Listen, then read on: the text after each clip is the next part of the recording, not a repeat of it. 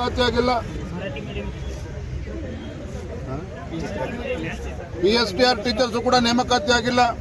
ಎಲ್ಲೋ ಒಂದ್ ಕಡೆ ಕಾಂಗ್ರೆಸ್ ಸರ್ಕಾರ ಗ್ಯಾರಂಟಿಗಳನ್ನ ನೀಡ್ತಾ ಇದ್ದೇವೆ ಅಂತ ಹೇಳಿ ಇವತ್ತು ಯಾವುದೇ ನೇಮಕಾತಿ ಮಾಡದೇನೆ ಯುವಕರ ಜೀವನ ಜೊತೆ ಚೆಲ್ಲಾಟ ಆಡ್ತಾ ಇದೆ. ಇದಕ್ಕೆ ಉತ್ತರವನ್ನ ಕೊಡುವಂತ ಕೆಲಸ ರಾಜ್ಯ ಸರ್ಕಾರ ಮಾಡಬೇಕು, ಕಾಂಗ್ರೆಸ್ ಸರ್ಕಾರ ಮಾಡಬೇಕು, ಮಾನ್ಯ ಮುಖ್ಯಮಂತ್ರಿಗಳು ಮಾಡಬೇಕು. ಹಾಗಾಗಿ ನಾವು ಕೂಡ ಇವತ್ತು ಬಂದು ಏನು ವಿದ್ಯಾರ್ಥಿಗಳು ಯುವಜನತೆ ಪ್ರತಿಭಟನೆಯನ್ನು ಪ್ರಾರಂಭ ಮಾಡಿದವರಿಗೆ ಬೆಂಬಲವನ್ನು ಕೂಡ ಕೊಟ್ಟಿದ್ದೇವೆ. ಕೇವಲ ಬೆಂಬಲ ಕೊಟ್ಟರೆ ಸಾಕಾಗೋದಿಲ್ಲ. ಸದನದಲ್ಲೂ ಕೂಡ ನಮ್ಮೆಲ್ಲ ಶಾಸಕರು ಎರಡು ಮೇಲ್ಮನೆ ಕೆಳಮನೆ ಎಲ್ಲೂ ಕೂಡ ಚರ್ಚೆ ಮಾಡಿ ಇದಕ್ಕೆ ಸರ್ಕಾರದಿಂದ ಉತ್ತರವನ್ನು ಪಡೆಯುವಂತ ಕೆಲಸ ನಾವು ಮಾಡ್ತೇವೆ. ನೋಡಿ, ಇಡೀ ದೇಶದಲ್ಲಿ ಯಾವುದೇ ರಾಜ್ಯದಲ್ಲಿ ಆ ರೀತಿ ಇಲ್ಲ. ಡಿಸ್ಕ್ರಿಪ್ಟಿವ್ ರಿಟರ್ನ್ ಎಕ್ಸಾಮ್ಸ್ ಎಲ್ಲೂ ಕೂಡ ಇಲ್ಲ.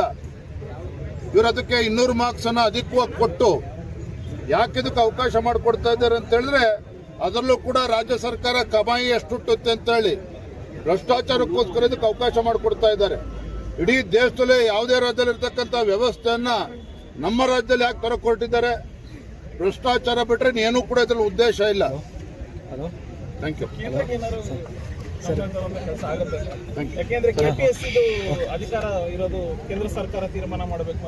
ನೋಡಿ, ರಾಜ್ಯ ಸರ್ಕಾರ ಕೂಡ ಇಚ್ಛಾಶಕ್ತಿ ಪ್ರದರ್ಶನ ಮಾಡಬೇಕಾಗ್ತದೆ. UPSC ಮಾದರಿಯಲ್ಲಿ KPSC ಪರೀಕ್ಷೆಗಳು ಆಗಬೇಕು.